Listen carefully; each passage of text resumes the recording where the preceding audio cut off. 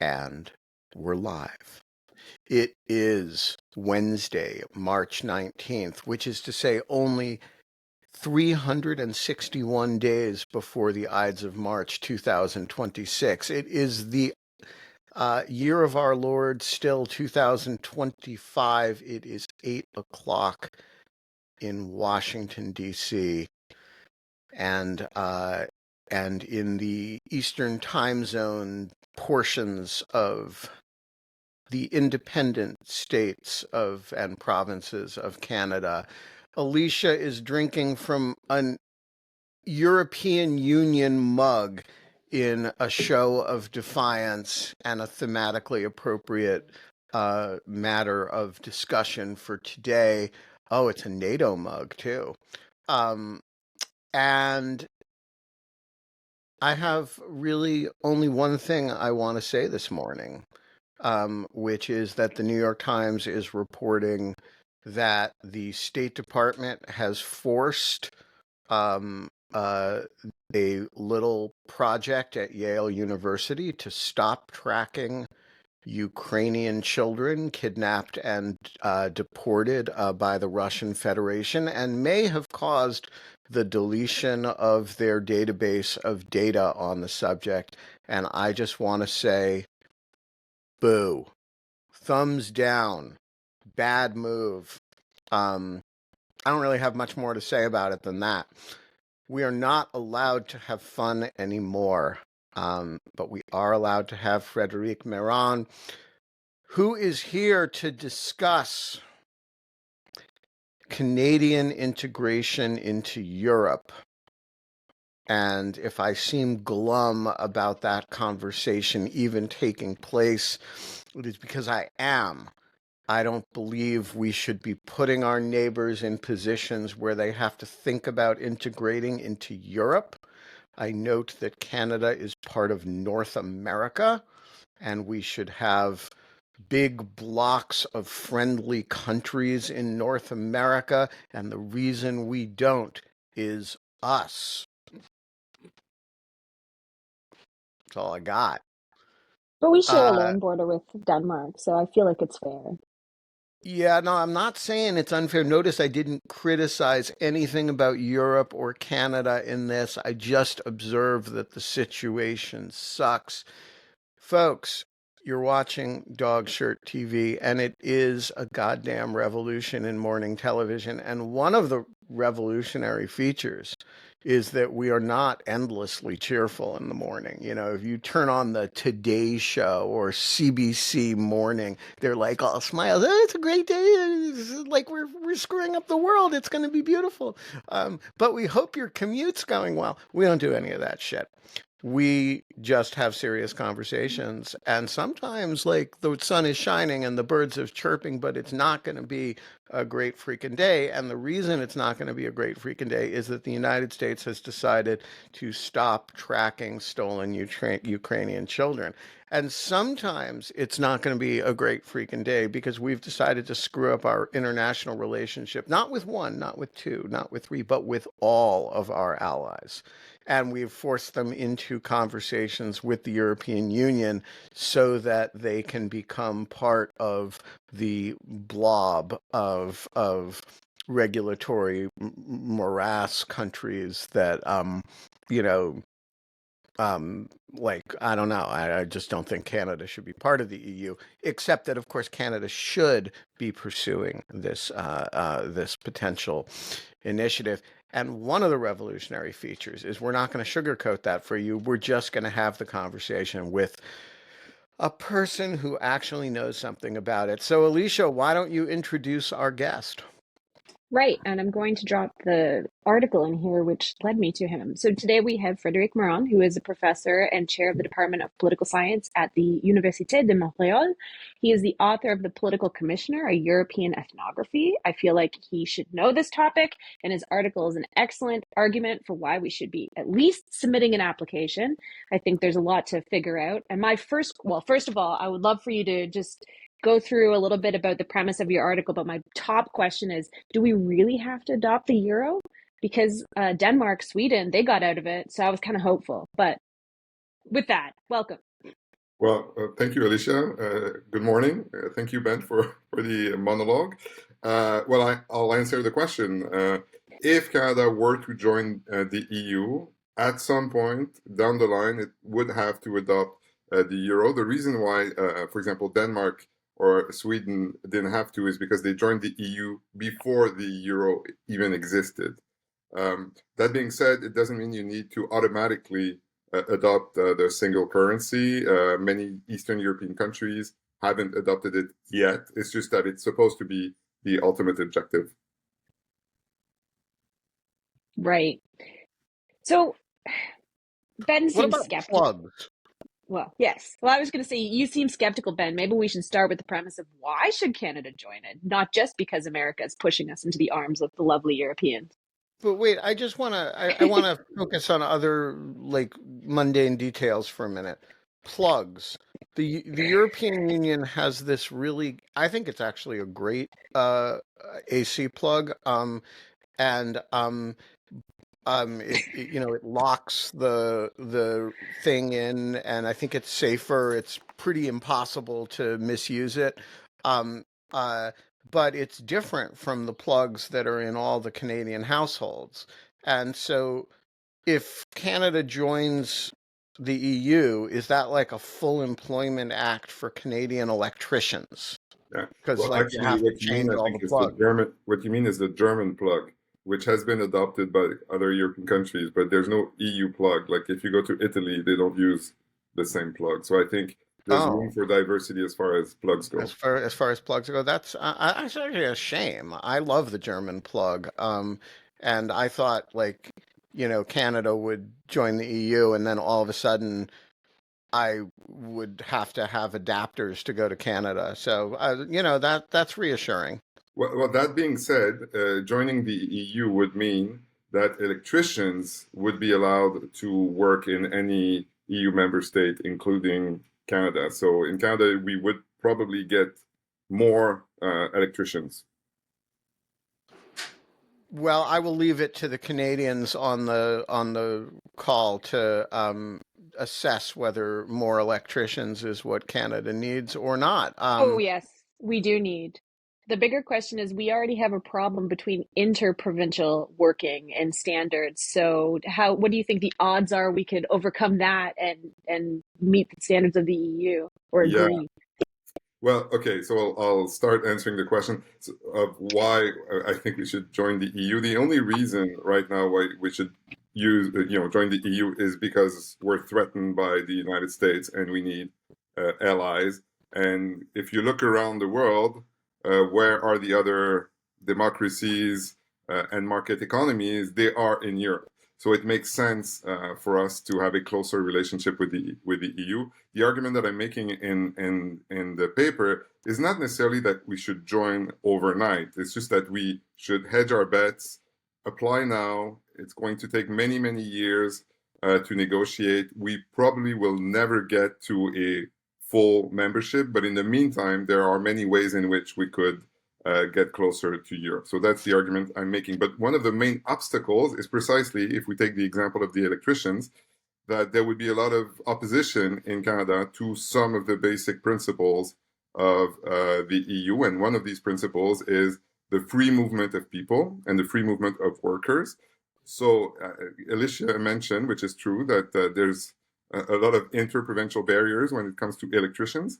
So we can imagine that the same electricians would put up a lot of resistance to the idea of having more competition from 350 million people. And I don't know exactly how many electricians there are in Europe, but I can imagine there All are of them electricians would in Europe. immediately come would immediately like they would like watch the news and like where would there be the most objection in Canada to my working, and it turns out it would be in Prince George's, British Columbia, and they would all immediately get on a plane. You'd have like 350 million Romanian electricians showing up in a single town in British Columbia. um all right, so let me you mentioned something that I think is interesting, which is that it would take many years and that there wouldn't be, you'd never get to full Canadian membership. And I'm wondering why that is. What is it about Canada, other than that it's bigger than the rest of the EU put together, that would prevent a full integration? I know Alicia speaks French, but do you speak French, Ben? No, but I can understand a fair bit of it. Okay, so I'll pronounce the only French words in on this show, acquis communautaire. So it's an EU legal principle that states the following: if you join the EU, you need to adopt all the legislations and all the regulations that have been passed since 1957 when the EU was created. That's a lot of legislations and that's a lot of regulations. So when a country joins the EU, it needs to make sure that before it becomes a full member, it has basically turned its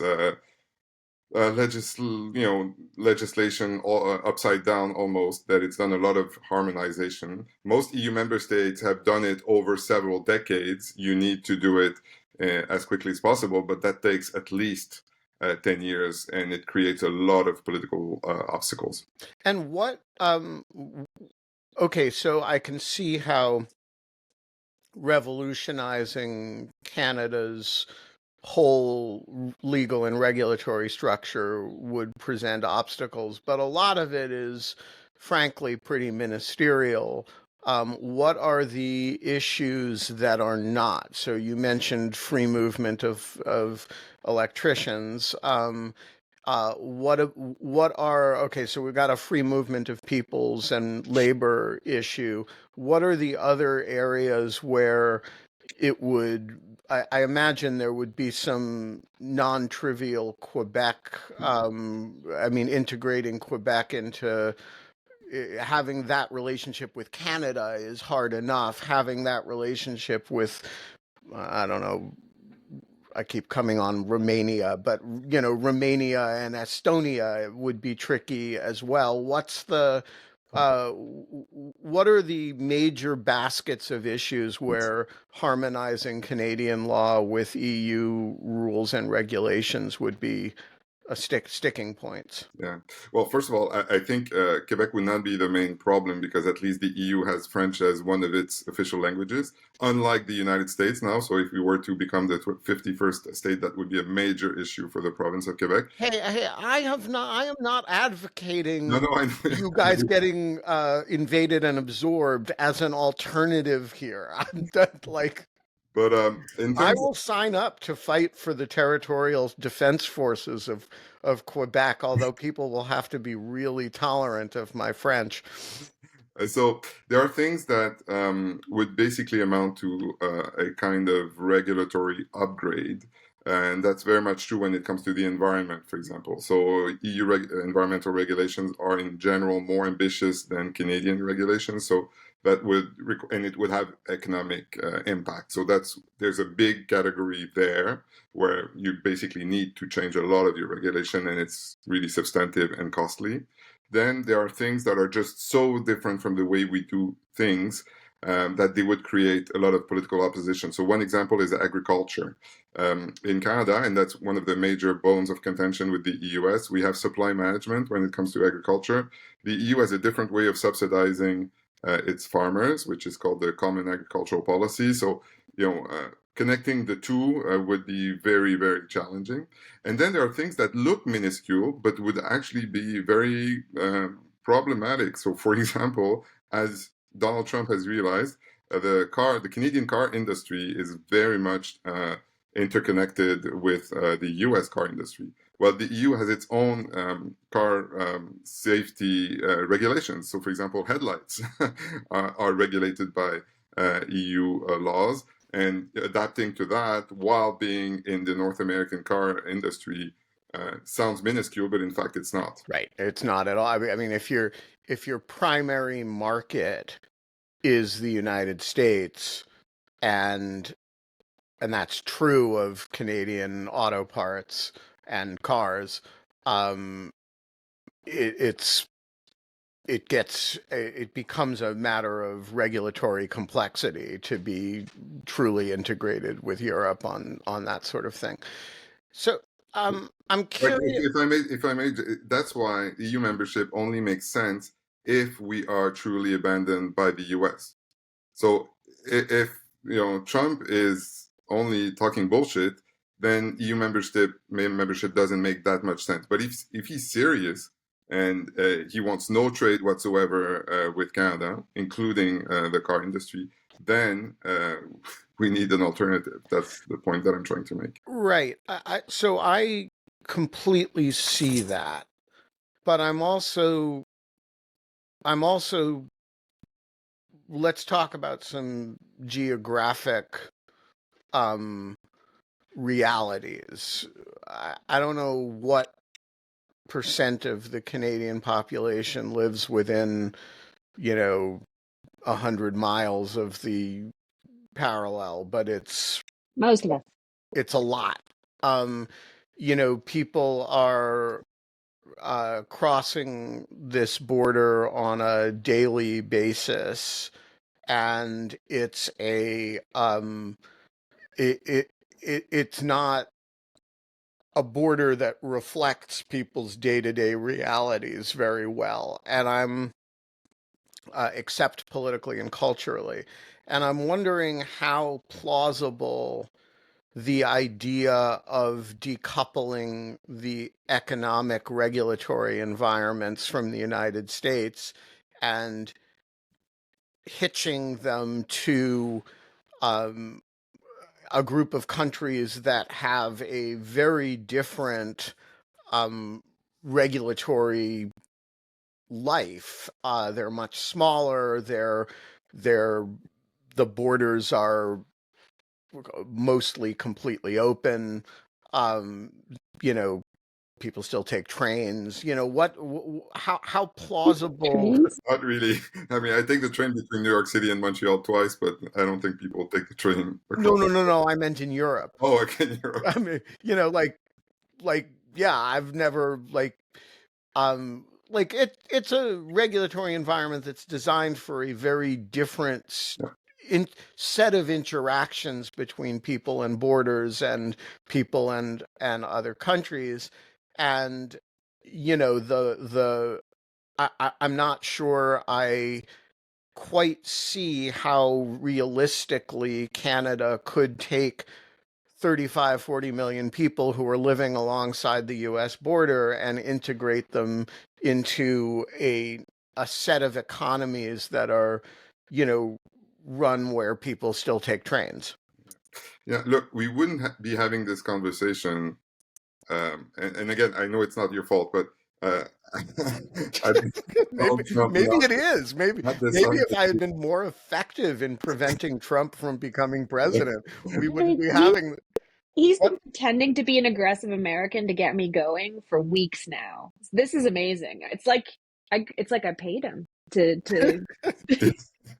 No, but seriously, we would not be having this conversation had Donald Trump not threatened to annex Canada almost every day for the past 2 months. There's a poll that just came out last week in Canada, which shows that 46% of Canadians are in favor of EU membership, while only 29% oppose it. It's a staggering number, which, in fact, for the reasons you mentioned, doesn't make a lot of sense. I mean, and it's never been on the political agenda in Canada ever. The only reason why people feel this way and are willing to explore this possibility uh, is because there's a real fear of being alone in the world, and or if not worse. And so that's why all the reasons you mentioned make a lot of sense. It's the center of gravity of the Canadian economy is clearly in the United States. We're much closer culturally to the US, and that probably includes Quebec, than to Europe. And at the same time, right now, we need to diversify our relationships, including our trade relationship. So I'm what bristling at this. I feel more at home in European countries right now than I do in the US. Yeah. so what does that look like as a practical matter? So let's imagine now that um, we are the sort of strategic advisory council for Mark Carney.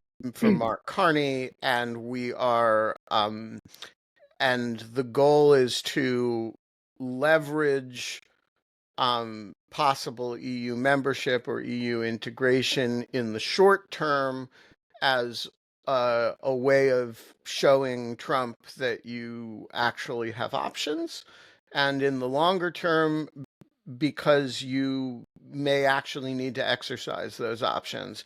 So what does a policy look like? What are you trying to do in order to uh, facilitate this? Do Yeah. we have to have a referendum? Well, that would be very, much later. So you have a referendum, and there would be a constitutional issue, but only the day before you become a member. So the negotiations take place before. So the strategy that I'm trying to outline in my paper is the idea that we should uh, submit our application now as a symbolic gesture first to show the US that we have other options. And then we can look at how to get much closer to each other, which we will need anyway. Whether we become members or not, we need to get much closer. And the place to start is called CETA. So we have a free trade agreement with the EU since 2017, unlike the US. It's a free trade agreement that looks a lot like the one we have with the US and Mexico, but it's not been exploited to its fullest extent yet. And the reason is because of all these regulatory differences between Canada, like the so-called non-tariff barriers. And so one thing to do certainly is to speed up regulatory harmonization so that we can make the most benefits from that free trade agreement. So that would be one thing. The other thing is the fact that Canada, like the US, is a member of NATO. So that's not the EU, but it's certainly a place where the Europeans right now are seriously thinking about what it would mean to be in what they call e-NATO, in NATO without the United States. So we need to be part of that conversation too. We don't want to be stuck with the US right now while the Europeans go their own way if they so choose. And then a third, I think, and very important element is just the politics. Last week, Mark Carney, our new prime minister, was, his first trip was to London and Paris, not to Washington. Normally, if you're a new prime minister, you go to Washington. They're our closest partner. So it's a very important, I think, message that he's sending. And we need to do a lot more of that. Basically, be in the room as often as possible when the Europeans meet. Have some kind of half or partial status in EU institutions, and that's something that is not unthinkable. Like, for example, Canada is an observer at the Council of Europe, which is not a very important institution, but it's the sort of thing that I have in mind which would allow us to basically get closer to our friends across the Atlantic. And what does where does the UK fit into this, right? So on the one hand, not part of the EU anymore. On the other hand, obviously, shares a monarch with you guys, shares a language with a bunch of you guys, not all, and has this triangulation relationship between the United States and Europe that one way or another you guys are going to have as well. What about the separate question of Canadian UK integration? Yeah. Well, first of all, I'll say that our monarch, although he hasn't been really up to the job so far in terms of protecting Canadian sovereignty, speaks pretty good French. So that would be that would be one reason why we still like him. But more seriously, I think the UK is in a very similar situation to Canada in the sense that it has this special relationship with the US, which it cherishes a lot. It also has a The special relationship means we particularly abuse. It's a no, that was a joke. I think it's that their prime minister puts himself true. below Trump and is like a sycophant, is what I would say. I would agree with you that Keir Starmer has behaved in a very ambivalent manner so far, unlike our prime minister, who has been, well, both prime ministers have been very firm in responding to U.S. aggression. But no, I think Canada and the UK are natural partners in that regard because they have the same kind of relationship to the US, and at the same time, they have the same relationship to the EU. They're not members, but they have a trade agreement. They're part of NATO. Uh, they also have, we didn't mention it so far, but our social model, although it is different from that of Europe, is not that different either. I mean, and that's true also of the UK. So here again, there's when we talk about economic policy, for example, and the welfare state, there's a lot of convergence between the UK and Canada, and also between these two countries and the Europeans. I'm kind of curious. This is really specific, and you might not have looked at this, but so we have a massive doctor shortage in Canada, and I think that the accreditation to be able to work as a doctor is controlled by the college, not necessarily the government. How would that work with the EU? Yeah, that's a very good point. I mean, people forget that Canada is a very protectionist country in a lot of ways, that between provinces, but also we have um, interest groups that are very protective of their interests. And doctors is one example, and there are many others. The way, so if you look at the European experience, they had the same issue for a long time. They had created a free trade organization, which was very ambitious, which in principle allowed people to move around and work anywhere they wanted. But like here, like in Canada, they had, for example, doctors' associations that made it very difficult for doctors from other EU member states to come and work. Um, that required a lot of political pressure, the kind of political pressure that we've never really had in Canada. And so in many countries actually, and that's why the EU has been by and large a liberal force, uh, national governments used the EU to put pressure on domestic lobbies to force them to open up to competition. And if the Canada got closer to the EU, that's the same kind of process that we could observe with the same kinds of resistance on the part of the people who are going to be affected by these pressures. I feel like Canadians themselves, well, depending maybe on the provinces, but because of the doctor's shortage, that would be like a wedge issue where I feel like we could get behind and not be as beholden to the interest group. The other one, I mean, there's several, as you mentioned, but like I think our airlines would really bristle at having to actually be decent to consumers. Yeah, that would airlines would be a very well. I don't know if the American audience knows that there's basically only two airlines in Canada, so there's no competition. It's Um, like our parties, there's two and a half. yeah. So And in we know Europe, about Air Canada. What are the other Canadian airlines? Porter and WestJet and Porter in that order. so And, do you want to learn another French word? sure. It's also in the Oxford English Dictionary, but it's cabotage. So in Europe, they have a regulation that's called cabotage, which allows airlines to go from one country to another country without going through their home country. So that has really increased competition among airlines and trains now in Europe. That's the sort of thing that Canada would need to adopt if it ever wanted to become an EU member. So one of the things, though, about, I mean, Canada has some issues that no EU country has. For example, and airlines present this kind of dramatically, right? There aren't a lot of EU countries that have large scale domestic air travel. Germany may be the exception, but by and large, intra-country travel in the EU is a train thing, mostly, and because the countries are by and large fairly small, um, Canada has a giant domestic air travel thing because it's really large and there are places in it that you can actually only get to by by flight.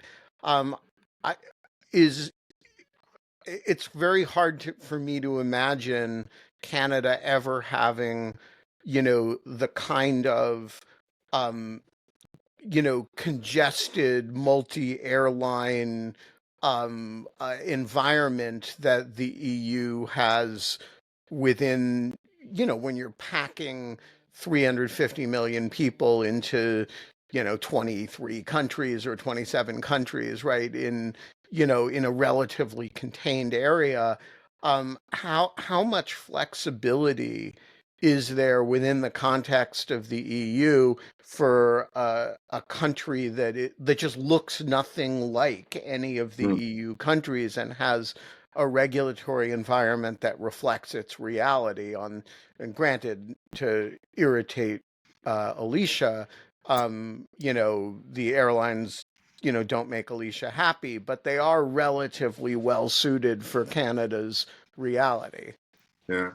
Well, I'm not sure we should use the airline example so much because you're right that it's a different reality.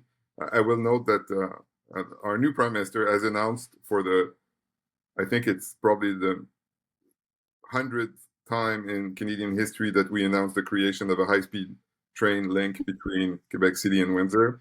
We'll see if that pans out. But what you're referring to, Ben, is what the Europeans call absorption capacity. So it's not only a matter of whether we want to join, but it's also a matter of whether they think they can absorb us in their system.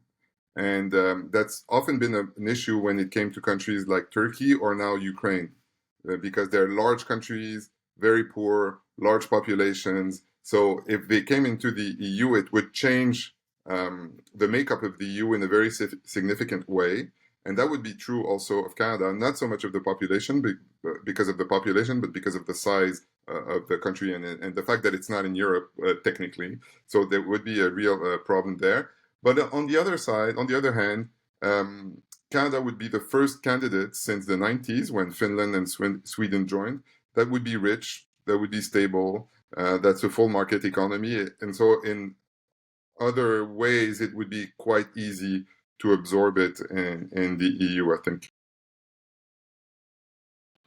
How much of this realistically is actually about Canadian integration into the EU, and how much of it is about messaging to the Trump administration? Um, you know, Carney not coming to Washington, clearly about the latter. Mm. Um, but, when you think about this and when you write your article, uh, are you thinking primarily the United States is a lost cause, we have to diversify, or are you thinking primarily in negotiations with the United States, it is important that they understand that we have options? What's the primary and what's the secondary objective here? Yeah. Right now, I would say it's both. It's both because we don't know what Trump really wants and what he will be able to do. I mean, I would say that in Canada, there are two camps. I don't know if Alicia agrees with me, but there are people who think that we'll go back to normal maybe 2 years from now, 4 years from now. And so in the meantime, it's only a matter of messaging, as you say. And there are other people who are saying, no, no, it's an epical shift. It's going to change Canada-US relations for a long time, and therefore we really need to hedge our bets. So that, I think the idea of thinking about EU membership can serve both purposes because we have a lot of time ahead of us to negotiate a deal with the Europeans. But I would also say that it's about identity. In the poll that I mentioned, now China is more popular than the United States and Canada. I mean, it's really, the world is, for us, maybe not for the Americans, I don't know, but for us, the world has really changed in 2 months. And Oh, that's for saying a us too. lot because of the two Michaels. Like, Yeah. I'm sure our audience knows about our history with China, but we had No, two I'm sure citizens who were our held for audience does years. not know about it, and so you should explain the two Michaels.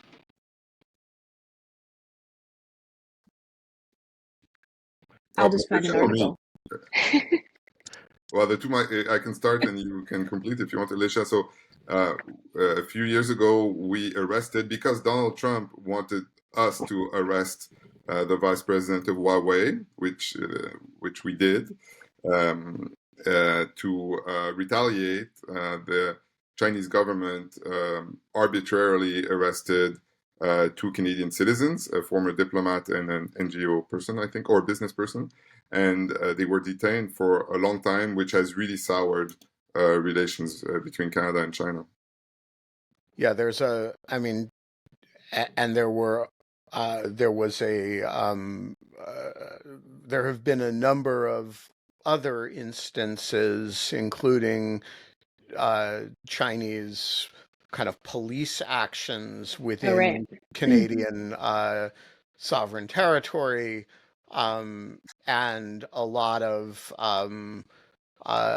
there's a China throws its weight around in ways that I used to be able to be critical of, and now uh, uh, would just prompt to Kokwe responses, and so I'm not going to do it. Except to say that China also shouldn't be putting Canada in that position. Um, uh, so let me ask about a couple of other countries that are not EU countries, but if I were Canada, I would be very interested in right now. One is South Korea, um, one is Japan, one is Australia, um, and I guess to a lesser extent, New Zealand. But look at countries that are, I mean, New Zealand is tiny and doesn't, no offense to my Kiwi friends, doesn't matter much in the global economic system. But, and Australia's economy looks a little bit too much like Canada's to be a particularly viable partner. But the Pacific side, where and there's also, of course, Mexico, which um, you know has some similar struggles with us as Canada does, although it has its own problems as well. There are non-European countries that are economic powerhouses to one degree or another that are kind of obvious partners for Canada that's kind of left on its own. And I'm curious for your thoughts on why look to Europe rather than, say, pivoting to Asia. Yeah. Well, to me, looking to Europe is only part of what we need to do. I mean, my motto right now is victims of Trump of the world unite, and that certainly includes Japan, Korea, Australia, and Mexico. So if we take all of these countries one after the other, um, Australia, it's interesting. We just announced today that we will buy $1 billion radar system from the Australians to protect the Canadian North.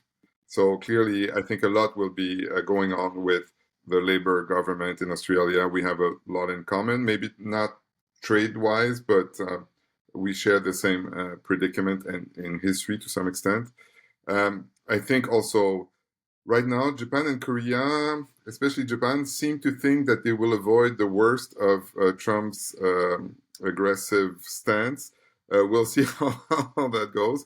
But I think they're also part of the Asian turn, the Asian pivot that is very important for Canada, especially for Western provinces. If you go to the British Columbia, Asia matters a lot more than Europe.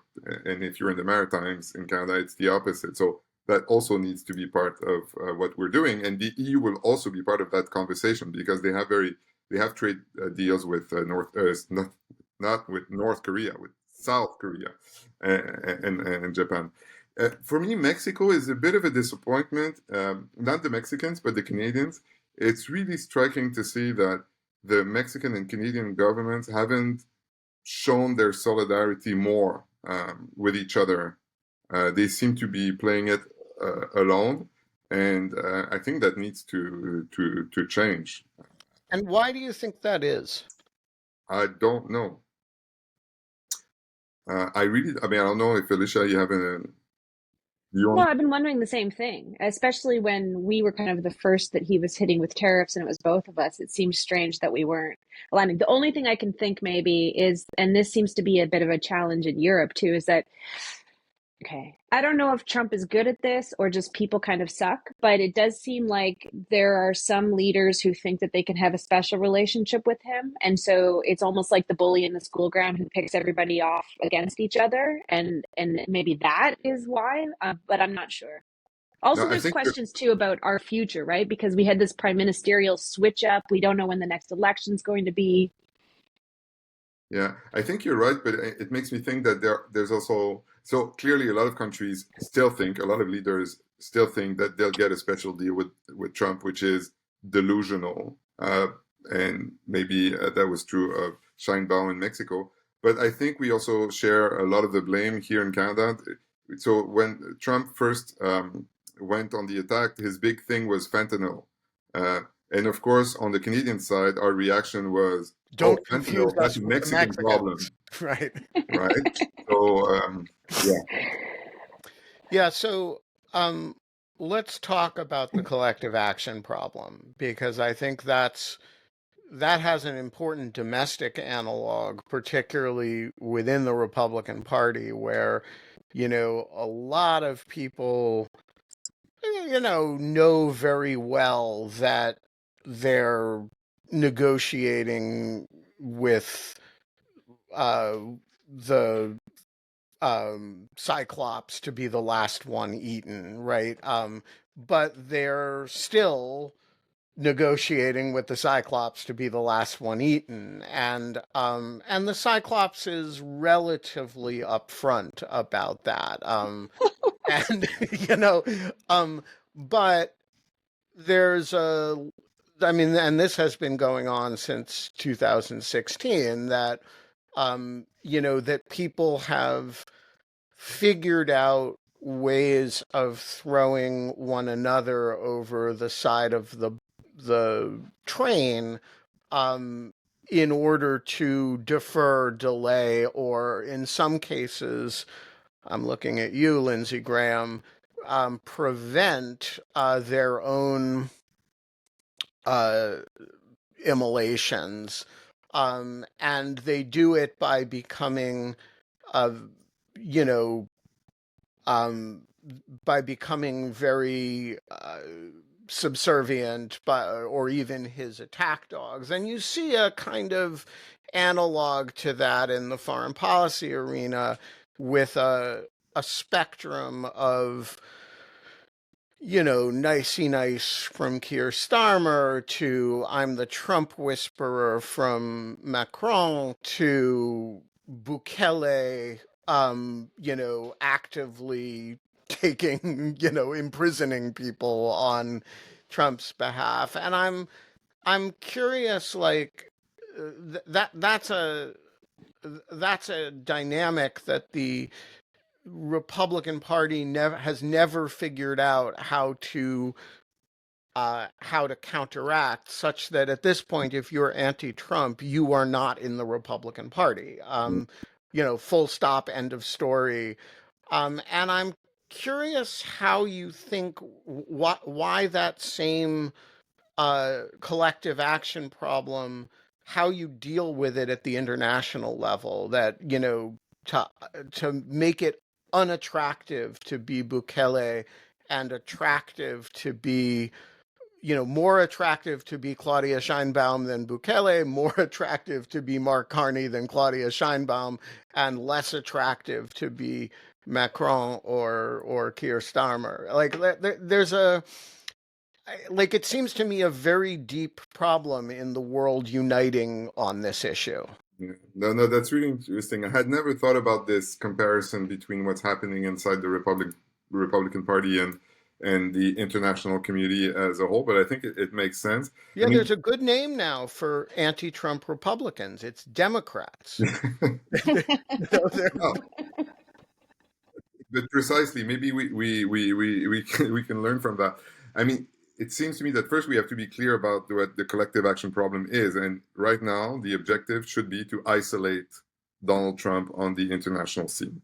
So, in the same way that, like in 1942, the Allies created the United Nations on this commitment not to sign a peace deal with either Germany or Japan alone. I think the same should apply now. All these leaders should say, we will not strike a deal, we will not appease Trump, and we need to isolate him. And if you take all these countries together, even if they're not all part of it, that's a lot of economic and strategic weight in the world. So it would make a big difference. So it is a collective action problem. I think you're absolutely right. Now, I mean, Bukele, okay, he could just remain Trump's best friend. If it were only him, that would not be such a major problem. We didn't mention Netanyahu also, who's probably the US's last loyal remaining friend. But how do you get people to? I mean, right now, I would. The It's only not thing I fair. can hope. We have Viktor Orban Yeah, too. true. We have Vladimir Putin. We don't Well, undersell Putin the friend, loyal, I'm not so sure, but we'll see that. We'll see about that. But no, right now I'm basically uh, putting all my hopes into learning, and I think we see a little bit of that. A lot of leaders in January were still hoping that they could have influence, that they could be the Trump whisperers. But you see more and more of them coming to the realization that it's not going to happen, and so they work more closely with each other. We'll see. And does that apply to the Republican Party? I have no idea. I'm here to learn your No, it certainly wisdom. does. It certainly does not. The purge in the Republican Party is complete. There are no substantial elected officials left who are not on board. The only hope in the Republican Party, to be very Leninist about it, is that the situation gets so bad that people's own domestic constituency situations change enough that Mm.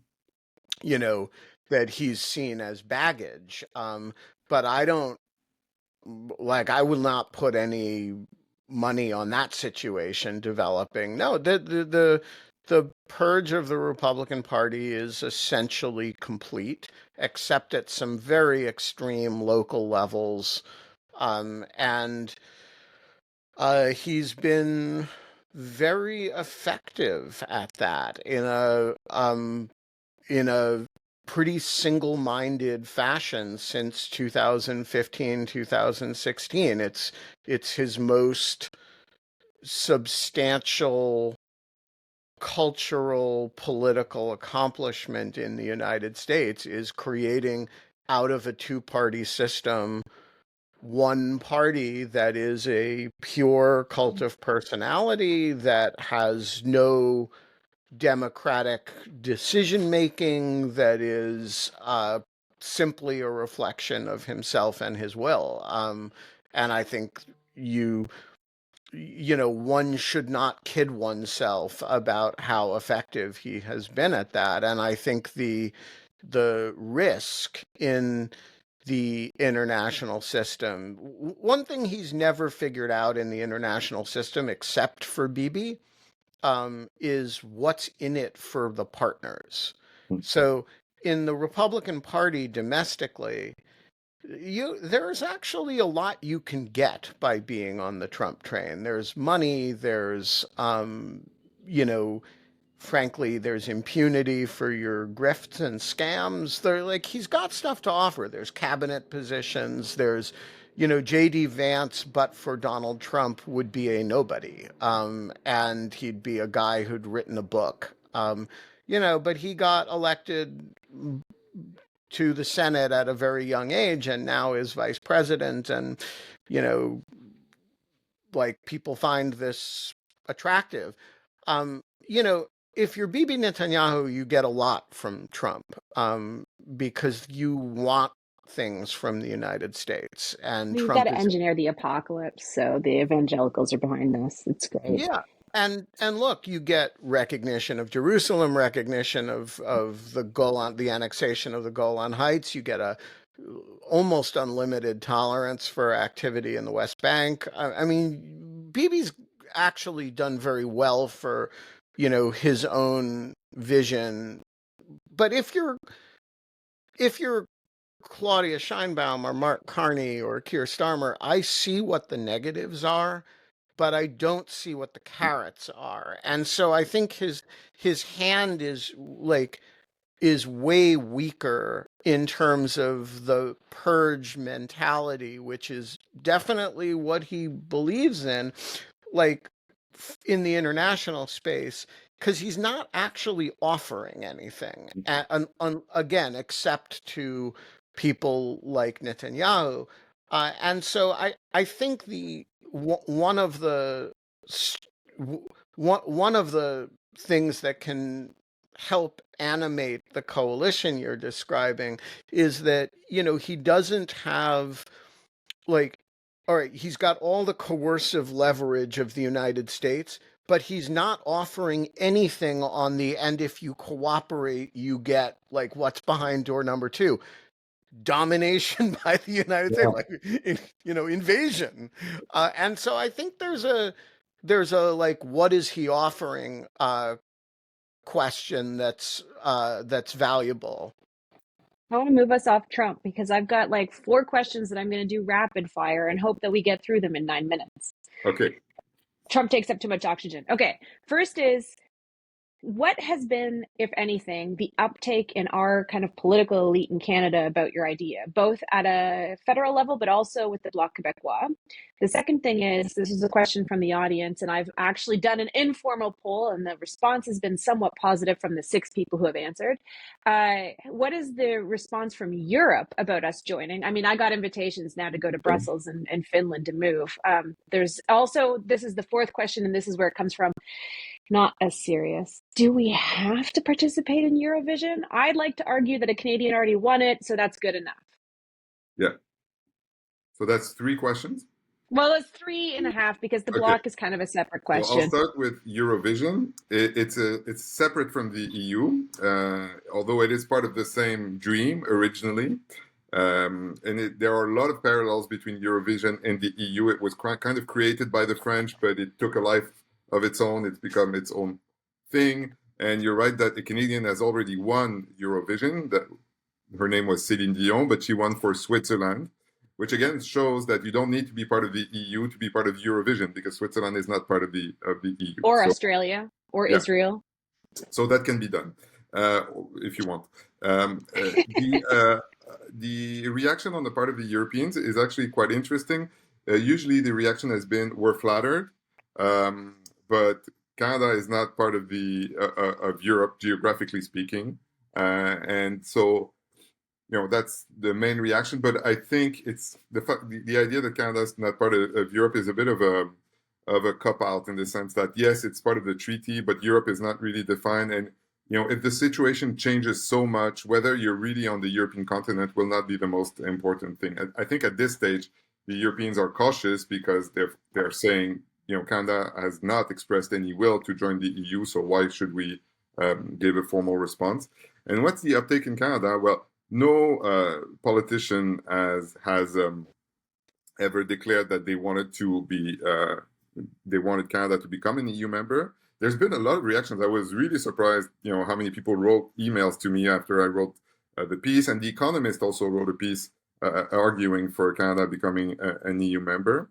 But everyone's turning their eyes to Europe. So it's not necessarily that Canada is going to apply for membership, but at the same time, the fact that Carney is going to Europe, I mean, everyone's obsessed with how we can get closer to the Europeans. And European foreign ministers were in Canada last week for the G7 ministerial, and the German foreign minister Annalisa Baerbock and Kaja Kallas, the EU representative, were dressed in white and red to express their solidarity with Canada. So of course the Atlantic has shrunk over the past 2 months for all of these reasons. Let's talk about the Bloc Québécois. Oh, the Bloc Québécois. Yeah, look. They're in trouble. And for those who do not know the reference, this is the Québécois Nationalist Party in the federal Canadian Parliament. That They just turned out Frédéric's lights. Yeah, I don't know what happened. It's not my fault. Yeah, that's I'm back. and so these are in the national Canadian government, but people who do not believe in Quebec's presence in Canada. Yeah, they're in Parliament. So it's super interesting what's happening right now on the domestic political scene, because on the one hand, you have the Conservative Party, which was supposed to win the next election, but may end up losing it only because of Donald Trump. So that's interesting in and of itself. And then you have indeed the sovereigntist or separatist movement, which is very strong in Quebec at the provincial level and at the federal level, which is very popular in the polls and still is popular in the polls, but is in an interesting position because they're actually supporting Canadian sovereignty. So they're really They're sovereigntist everywhere. Yeah, exactly. Well, they're more afraid of the Americans than they are of English Canadians, I guess is what's happening. So right now they're basically supporting federal efforts to protect Canadian sovereignty, and but it puts them in a weird spot. Yeah, so talk about that. What is their calculation? This is a group of people who are entirely defined by their opposition to Canadian sovereignty, who are now, lining up behind protection of Canadian sovereignty. What's the internal reasoning of this? Well, I think their position is the same that a lot of Quebecois go through in their lives. When I was 20 years old, I was a separatist myself. And then I moved to California to do my PhD, and I realized, oh my God, Canada is much better than the US as far as protecting, Quebec identity goes. And I think that's true in the sense that a lot of the priorities have been reshuffled. It's not that Quebecois nationalists no longer are nationalists, and when it comes to interprovincial negotiations, I'm sure that they will be highly protective of provincial interests. But at the same time, they see that if the US can be so aggressive with a country of 40 million people, can you imagine how he would behave with a smaller nation of 9 people that speaks a different language that he doesn't understand? I think that's the calculation behind, lining up behind the defense of Canadian sovereignty. So in other words, first choice, independent Quebec. Second choice, people like Alicia. Last choice, people like me. Yeah, I think that. Well, not like you personally, but I don't take it personally. All right, we have got to wrap up. Frédéric, thank you so much for joining us today. A brief announcement. At 8:15 tomorrow morning, I'm going to be on an airplane to Arizona, which means that you will not, if you are on here tomorrow morning, 8:00, I'm going to be, boarding an airplane, not going to be broadcasting, and you're going to be sitting there going, hey, where are they? When's he going to say, and we're live? And you're never going to get an answer. However, at some point tomorrow, I will record a show, probably certainly from Arizona, when I get to my hotel room, and I'm going to have a guest. And I don't know who that guest is going to be yet.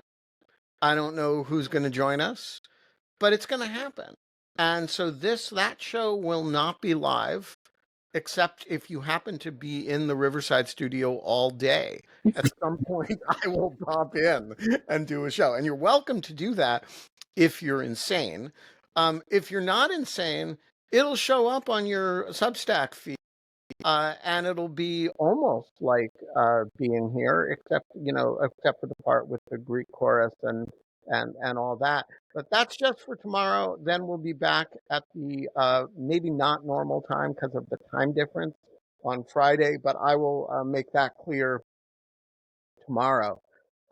You're all great Americans, great Canadians, great sovereigntists or federalist Canadians, and great Europeans or great whatever other countries. Keep the faith, and we will be back.